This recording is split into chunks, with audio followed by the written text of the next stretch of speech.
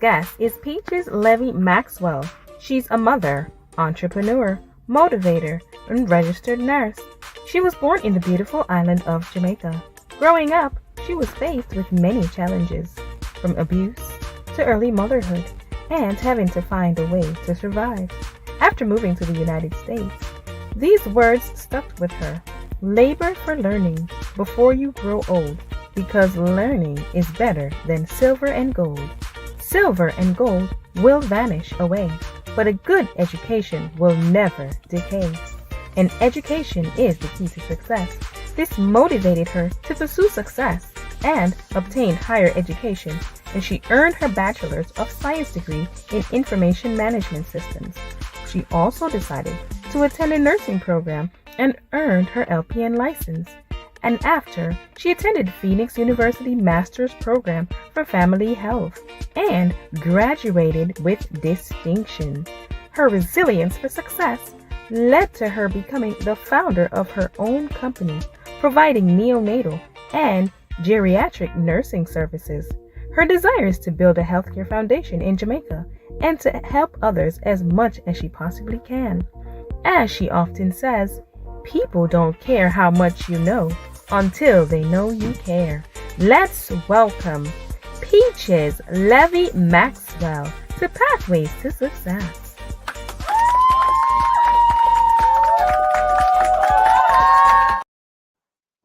Welcome to Pathway to Success. I'm your host, Dr. Michael Hunter, and we have one of the most amazing guests we've ever had on our show, and that's Peaches Levy-Maxwell. I think I'm going to stick with Paxton for the rest of the show. Peaches, welcome to Pathway to Success, and thank you for taking time out to come out to inspire our viewers this evening on this show. Thank you for having me. Now, you're from, I never can pronounce that word pretty well. A compound town.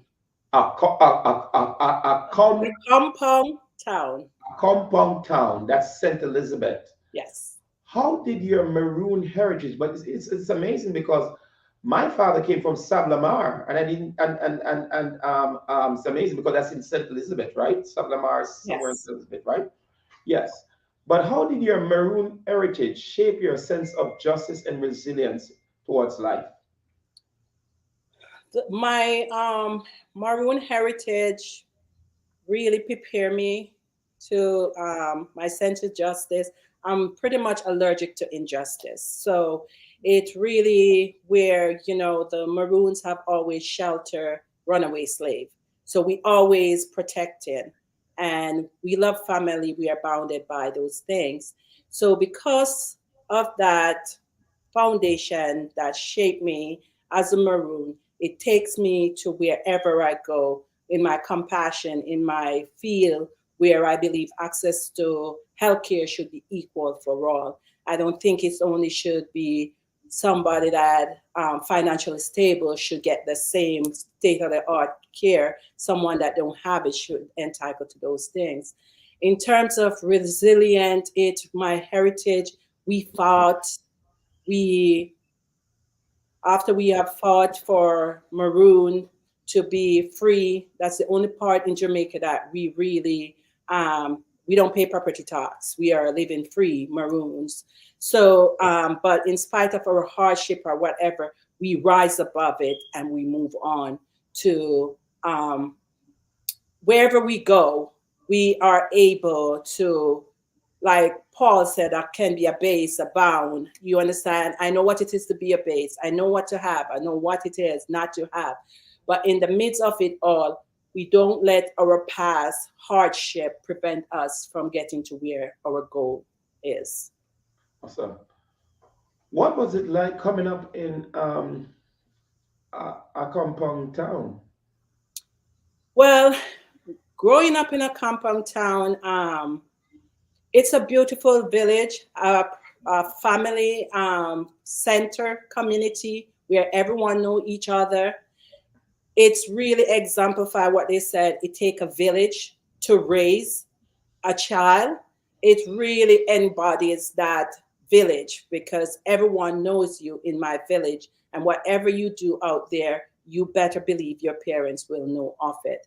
So growing up in a compound, because it's so country for the matter of that, we don't have running water. We don't have the luxury of indoor bathroom. Now it's available for newer generation, but when I was growing up, we bathe outside, we carry our water, we had those things. But growing up in that environment embody who I am. So during hurricane in Florida, when all the lights are out and people are dying, I'm too hot, I can't eat and stuff, I'm normally okay because that's the environment I grew up. So I know what it is to be resilient, where to bounce back. These things don't impact me. So growing up there really prepared me for who I am today. You have created history really on Pathway to Success because I've always tell people about Jamaican history that it took a lady that led us to independence, Nanny, the Yes. Maroon. And I've always celebrated, as I said, the Jamaican women are so resilient, strong. They're the backbone of the family. A Jamaican woman can pick up a man who has nothing, can't even go, even read, can't even write his name, Mm-hmm. and transform him into a man of success and great means. And so when I found out I'd be interviewing you, I said, wow, that's amazing because It's a small world. exemplify our independence and resilience, the strength of a nation, you know. And how did the challenge of being raised also, because you were raised by a grandmother, right, Yes. impact your early years, particularly in education? Well, it has its advantage and disadvantage because my grandma I spend most of the time with because my mom, she pretty much traveled the other parishes for jobs. And as long as she was working, I was okay with grandma. But the minute that she wasn't working, it was time to go back to mom. So as a result of that, I think I was probably in second grade when I learned I can't read because I was never able to complete a full year of school at any given time because I was juggling back and forth between my mom and my grandma. So that impacted like my education in terms of I wouldn't say delay, and other kids were always ahead of me. I was behind in school until I'm not even sure, until 10 when my mom migrated here to the US. When she migrated, then I was more stable with my grandma because there was no one else to bring me to at that point. So at that point, then I started completing full year of school. But one of the challenge that I face, growing up with my grandma is that I had bigger aunts and I also have aunt that's younger than I am. But I pretty much like in the morning I would have to fetch water. So most time by the time I was on my second trip, that was when my aunt or my uncle they were joining. So I was always the first to wake up to go get it. And then once I got back from carrying water and so forth, I have to get to school. So I have to make breakfast again for everyone. So most time I was getting to school late, and then again things was very difficult because, like I said, my mom migrated here, and she became the breadwinner for 13 of us back home. So Wow, yes, 13. yes. So my mom had seven of us. So when she migrated, she three of us was with my grandmom, and then my grandma herself had nine kids and my mom was here, so pretty much three plus a next seven were in the home. So pretty much caring for my brothers and just trying to get to school on time was a challenge. So I was late most time for school, but it never deterred me. There were days when we didn't have food to eat, and she would say, "Stay home." But my perception is even if I stay home, I still wasn't going to get anything to eat. So I would still go to school. And more time when I get to school, it was always, a good thing because my best friend, Keisha, she lives in Canada. She had always provided for me. So that was a way out, knowing that if I get to school, I know she will share with me. So she have always been there to support me in that sense. So I was grateful that I never let the fact that I didn't have stop me. And then, I could remember I was still 10 going to school without shoes on my Hold first. on. You were at the age of 10. Now, I want to pause right here. You're at the age of 10 in a home of maybe 13 people, right? Or Mhm. 15. Mhm. If we call grandma in it, Mhm. that's maybe 14. Mhm. And at the age of 10, you had to be going to catch water. Uh-huh.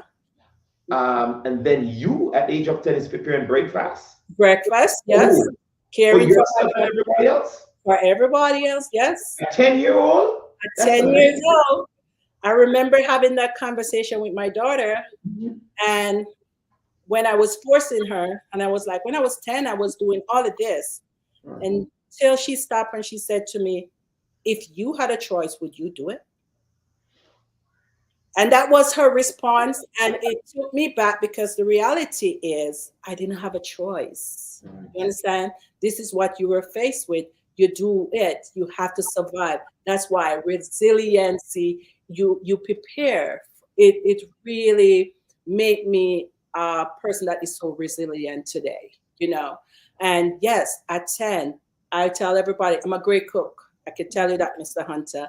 And that prepare me today that I can cook. And I don't, in that moment, I resent it because when everybody was playing dodgeball, jump rope, I was cooking.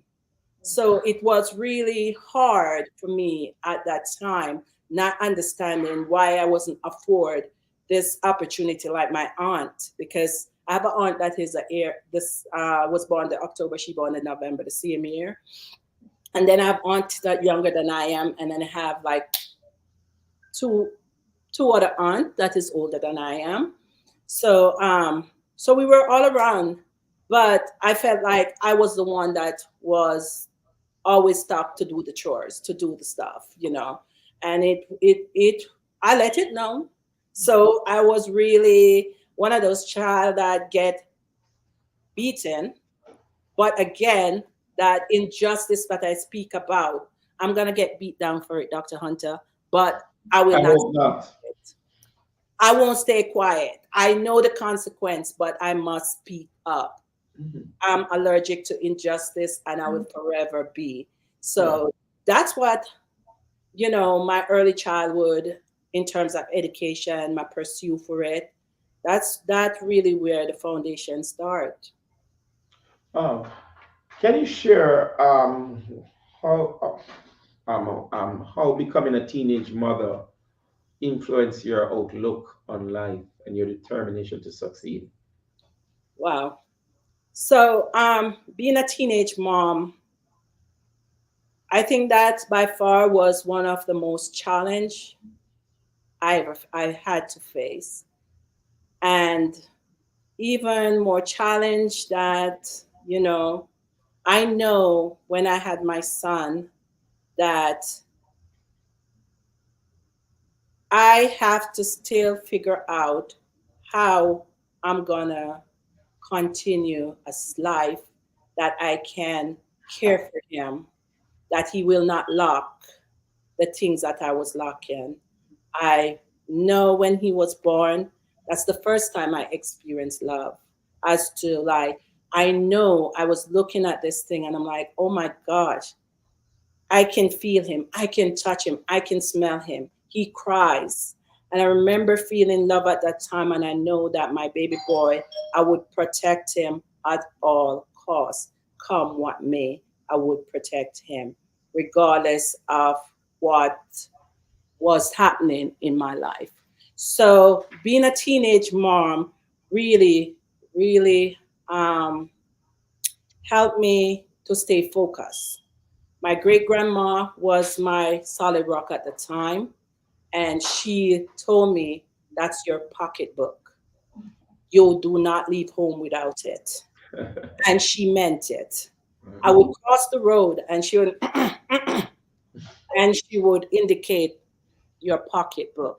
Go back and get it. So I kept my pocketbook and we were inseparable, my Mhm. pocketbook and I, for years until I had to migrate here.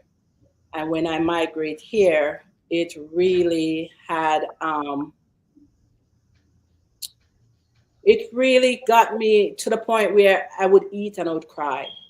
I would see a child and I would cry because he was only a year and 6 months when I migrated here. Mhm. So because of that reason, today I am in a better place. It helps me to know that come what may, things may be difficult, things may be challenging. Even though I have him at such a young age, I still know that I can love him. I loved him, I cared for him until it was time to come to the state.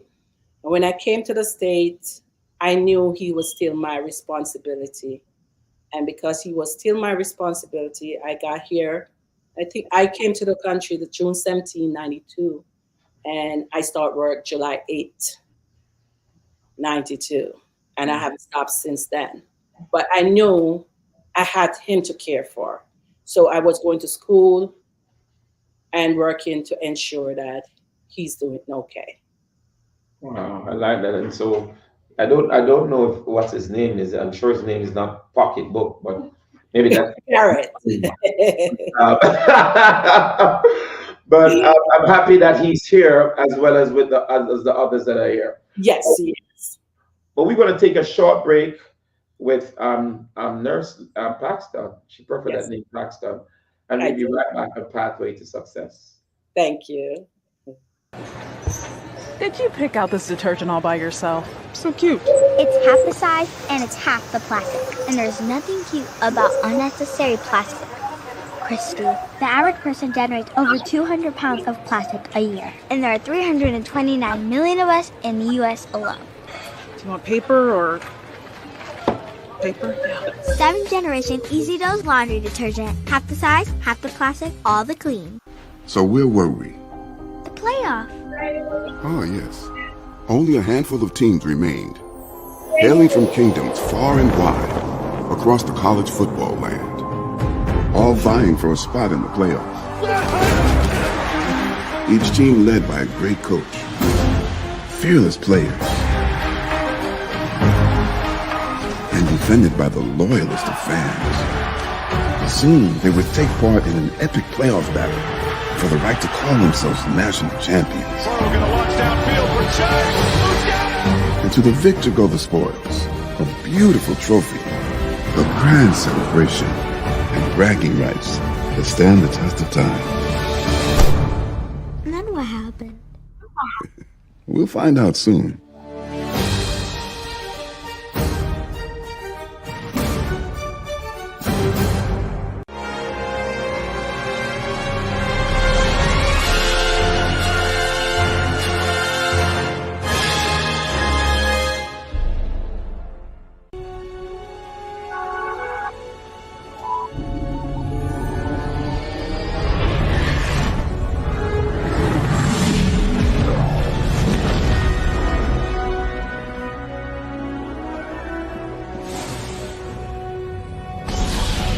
Ready?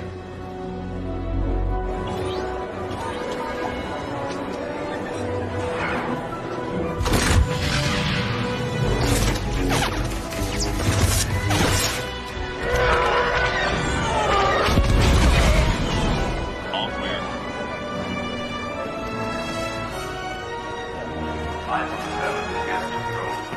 Come on out.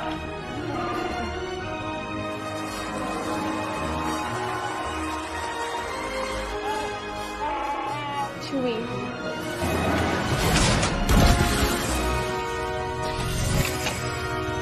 know what's going on?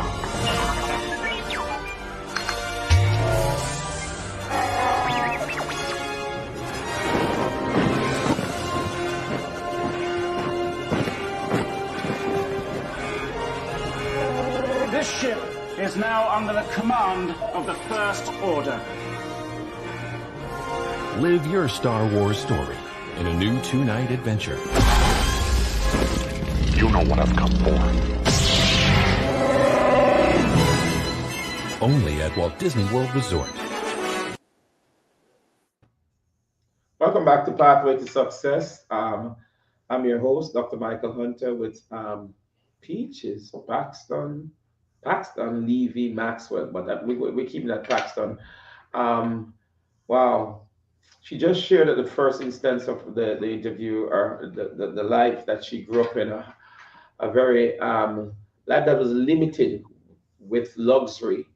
But today she's here to share her success story.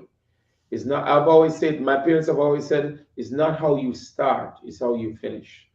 And today she's such an accomplished nurse in the medical field. Paxton, what drew you initially to nursing? And how did setbacks in college impact your decision to shift to computer programming? So initially, I have always known that I wanted to be a nurse. But when I did my entry exam for college, I had failed reading and writing initially. And I remember doing my going for orientation and sign up for class. And I met the director of nursing, Miss Edna, at the time. And she said, "You want to be a nurse?" And I said, "Yes." And she said, "Well, you can't pass writing or reading. How are you going to be a nurse?" And I'm like, "Okay." And I walk away that day and I changed my major to computer science. And I went into computer science and I graduated at York College. And I become a computer science. I work at LaGuardia Community College as a computer instructor, but I didn't find it rewarding. So at that point, I tell myself that I'm still not feeling rewarded. So I decided after 9/11 that I will go back to school and pursue that nursing degree. And that's what I did. Can you describe the challenges you faced when pursuing your nursing education and how your faith in God helped you to overcome them? When I started nursing my RN program in 98, I went through my first 2 semesters and I passed. The 3rd semester, I failed out. And I remember failing out after MedCert 3. And when I failed out, I lost faith. I didn't pray for a whole year because I had asked God if he got me into the program, that he will see me through. And here it is, I had failed out. But then after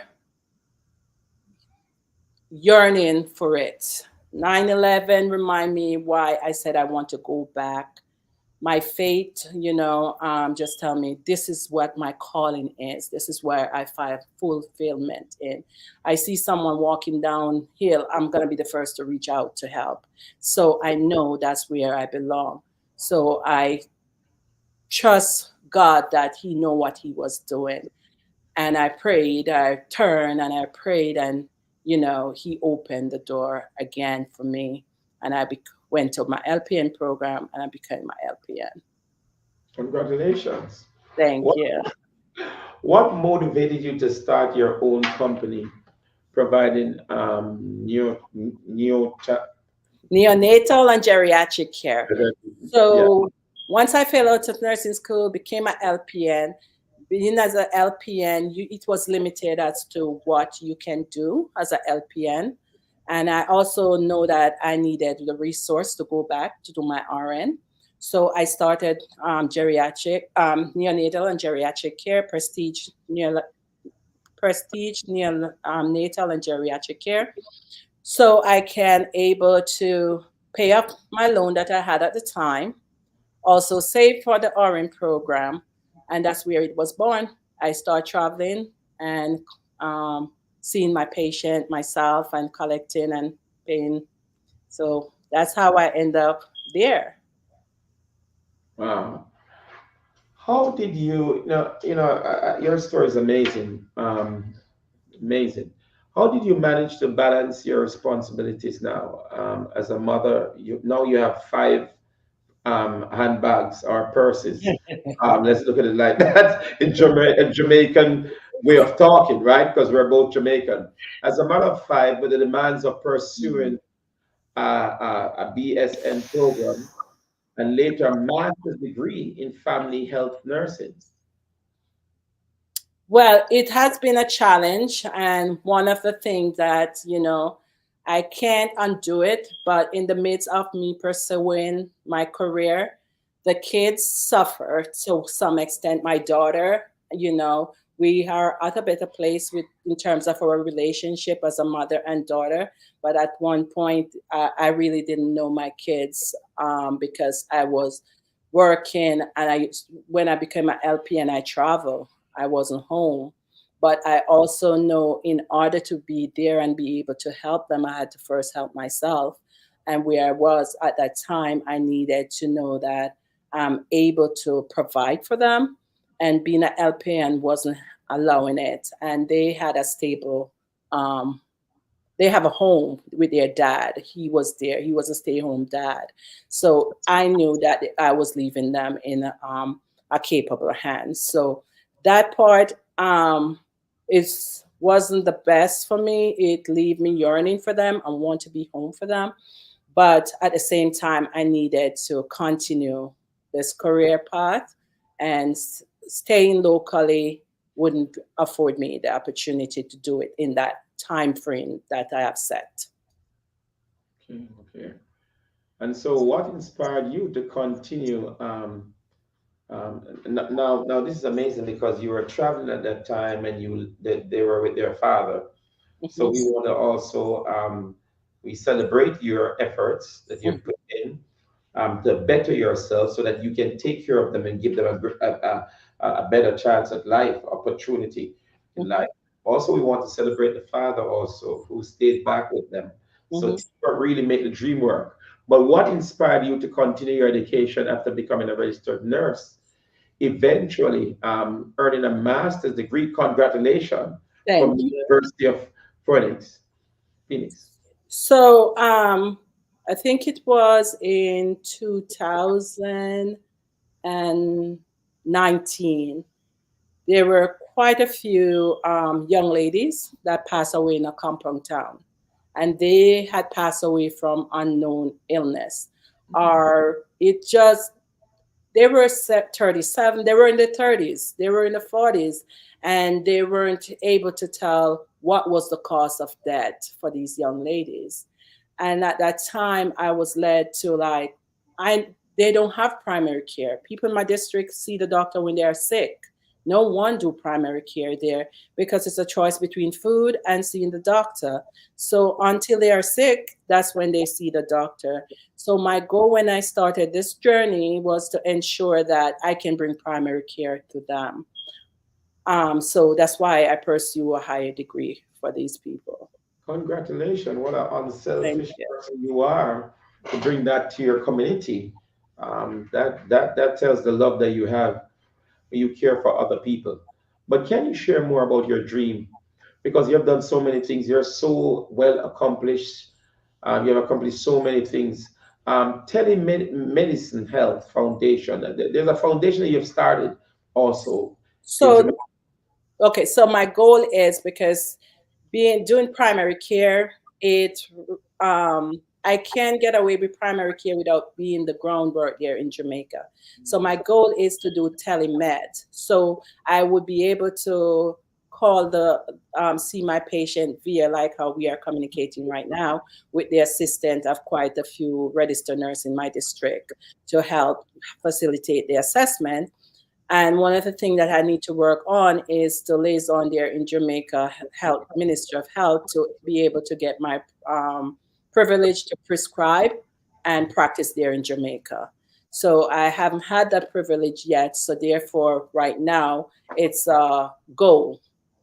And I just have to execute a plan how to be able to bring that clinic up to date or open it so I could see these people. So I like that. I like that vision that you have. It's a great vision. Great idea. Would you permanently relocate back to Jamaica to do that, to give back to your community there in Upon Town? Well, because technology have come this far, and Mhm. because we can do so much, it does not require me to necessarily be there to care for these people. I Right. just need to know that I have a place where they lab, because again, your head to toe assessment that I'll see, I'm able to have someone to assist with that aspect of it. So now it's to get a blood work diagnostic test and be able to manage their care. That's good. That's good. Congratulations on that vision, and Thank you. I'm sure that the Elks, the Minister of Elks, will give you that approval so that you can do that for your town. Is there anyone else, like from your where you're from? Is there any other persons who have branched off like you into the medical field, or have done, are doing as well as you are doing? Not to my knowledge, not that I'm aware of. But I do know that in my district right now, we have like three retired nurses that were living here abroad and retire back home. And I know one of them, Miss Norma, she still works there in Jamaica at Black River Hospital. So she would be like one of those resource that I will need when I do find the means to open this clinic. Um, um, in all that you have shared so much with us in just a short space of time, coming from struggle to achievement and success. Um, what would you say to the viewers that are watching here, watching us tonight, today on Pathway to Success? How would you have just inspired us, but what would you say to someone who's in the position that you were in many years ago? What will you say to that person today? One other thing I like to tell people that delay is not denial. Mhm. And I say that because when I had my son back in the days, you weren't able to go back to school. You were pretty much doomed back home. You can't be a teenage mother and return back to school unless you really migrate to a next parish where no one knows you and get into school there. So to have a teenage son and it seemed like it's the end, you become a mother and this is your life, you have to have a sense or a belief that this is a setback. This is not where I'm staying. And believe in it and going for it, pursuing it. Because a goal without a plan is a wish list. And I have always known that even though it may seem impossible, God is able to do the impossible. So even in the midst of pursuing my college degrees, I fail out of my RN program. When I applied to University of Phoenix, I had gotten denied on my first application. They denied. I appealed and I started an academic probation. So just imagine starting a program and ready on probation. That was very much challenging for me. But I got there and I keep looking like as long as there is a chance, I'm going to take it. Because when I got the first denial, it could have been, you know what? I was denied. I'm not pursuing this appeal. But you just have to know that many doors will close. But like Jeremiah said, because I know the plans that I have for you. So I know it wasn't in my doing, but it's because of God doing, working through it all to get me to the next level. So through all the hardship, through all the obstacles that I've been through, I have learned to trust God. I have learned to know that by myself, I can't do it. But with Him, I just stay committed, stay humble, and He will exalt me.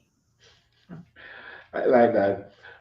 You're so busy. How do your personal hobbies, such as cooking, hiking, you even find time to hike? To be honest, I don't know if there's a mountain where you're in Kissimmee, I know of Tallahassee, but you find time to hike, right? Let's look at it. Maybe going up Disney World, or reading, traveling, contribute to your overall well-being and self fulfillment. Well, definitely, like most of the hiking is when I travel. Yes, there's no mountain in Kissimmee, but when I travel, I try to find anything out there, outdoor to do. Being out there, outdoor, just provide me a sense of I can do all things. It's infinity what you do outside. It's just freedom. So I like the outdoors. And in terms of cooking, because I can cook and I love to entertain. So having people around to talk and have great laughter is always a welcome side for me. So I do those things. And in terms of reading, I normally set aside like every summer to read like 12 books. This year I only do one so far. But because at work and now transition in a new career, all of those things that put it on the back burner. So all of my hobbies are things that I love doing, but unable to do it as I would like right now because of working and just volunteering too. I do volunteer in an intergen clinic currently right now, and it's fun, to give back to your community, being there and having people appreciate the fact that somebody care. It's rewarding. And I like that about you. Always just so unselfish to help others. Where Mhm. do you see yourself in the next 5 years? And another question I wanted to ask, what's the Maroon's favorite dish? Ah, I gotta get you on that one now. woo! What's the maroon favorite dish? Or what is your favorite dish that you love to prepare for the Maroons? Well, for me, a favorite dish, anything curry is always good for me. Whether it's curry chicken, um, curry shrimp, because I don't really eat red meat. But in terms of maroon, they love their pork. Pork. Yes. Oh, I see. So that's the national dish for them there. I wouldn't say it's a national dish, but that's what they celebrate maroon celebration, the Kudger's birthday. It's all about the pork. Okay, well, I think we have a Maroon inside of the studio here watching with us. Paul, he went there before. He has been there before, so Yeah. kind of an idea. Yeah. Um, it would be where do you see yourself in the next 5 years? Yeah. So in the next 5 years, I'm hoping that I will have the clinic running back home and able to expand not only in a compound town, but into the neighboring parish for people that, are lacking health insurance, and just promote primary care in terms of don't wait until you're sick. Let's fix it before it's broken. Let's get lifestyle change, because it said, my people perish because of lack of knowledge. So certain illnesses, can be overcome if we know what causes it. Like for years, people tell you diabetes is one of those illness that they like genetic, but no, it's food control. And the more you promote it, then people understand that it's food control is what we put in our body. It seemed like it was genetic because we cook the same way our ancestor cooked. So we have trickled it down. So yes, we will also have that illness, but it's not genetic.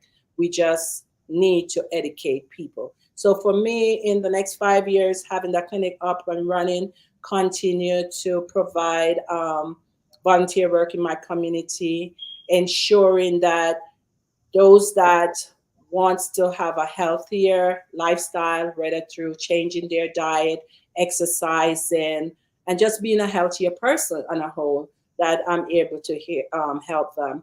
I also like mentoring. I have like 3 young ladies that I currently mentor in the nursing program, because I find that in the nursing program, it is structured in a way that if you have someone to guide you, you will be successful. But without a guidance and not able to prepare for it, you won't have a success story in nursing, because the things that I learned in during my failure, I don't want anyone to go through it. So that's my goal. I celebrate you today. I want to thank you for a great interview. And I want to thank you also. I mean, as I said before, I'm so proud of you being a Jamaican. Thank I'm you. sure after we're finished speaking, then you'll work things out for me to become a part of the Maroon family. Because where there's a Jamaican, there's always a connection. I can Yes. tell you that something can be worked out. I That's can tell you that. So that I can also contribute. It would be great to contribute into that wonderful vision that you have to help the people in Pong Town there in St. Elizabeth. And also, it would be great to interview Mr. Curry, the head of the Maroon community. I will definitely work on getting you the kernel information so you can reach out. That would be great. Thanks again for inspiring us, and keep on doing the great work that you're doing. And in closing, my mother always says to me that don't aim for the moon, don't aim for the sky, aim for the moon. And I just heard Paxton says something, with God, all things are possible.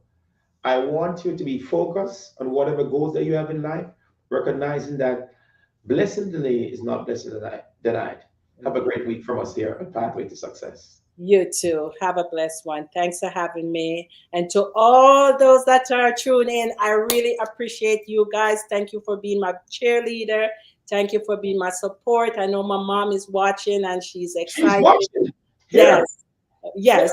Mom, just want to say hi to Mom. She did a great job. Watching, and my daughter Shannon, she's have been my royal pain, but she have been a blessing. She texted me earlier. You're making your things, your responder are too long. Make it shorter. So she my biggest critic. I tell you, my greatest lessons I've learned in life, they all came from her. She is, a force to be reckoned with. So I'm grateful for each and every one of my kids. They all have helped shape who I am as a person individually. And even in establishing my business, it was through caring for them that I have learned, so I could honestly go out and start experience what I learned with them, share with other family members while I was traveling. So I'm grateful for all of you guys. And for those that I sent my bio to proofread it, thank you guys. I had them proofreading. What you think about this? You had to be proofread it. Wow, you're a woman of excellence. That's amazing. Yes, I tried. I sent out to Chris, thank you. I sent to Chloe, I'd say thank you. And to my friend in Canada, Keisha, my support always. And my friend Chipo, I know she's watching, and Nede.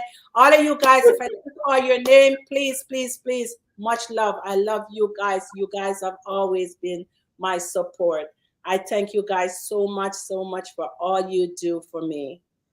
And also, I want to shout out to the Maroons in Aponcom Town and all your friends. And I want to thank also our associate, one of our producers, Flo Jarrett, for making this interview possible with you. Yes.